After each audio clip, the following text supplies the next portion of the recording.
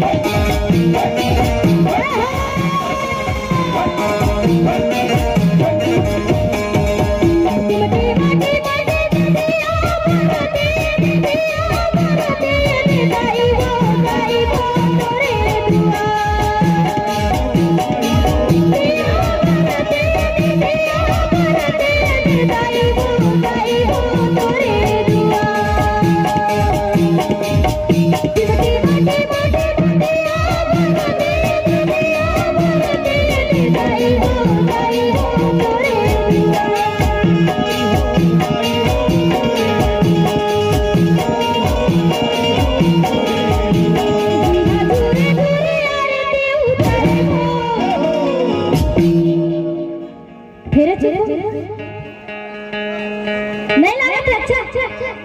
बने लगा था तो कैसे बैठे अभी तो नाचत रहे बने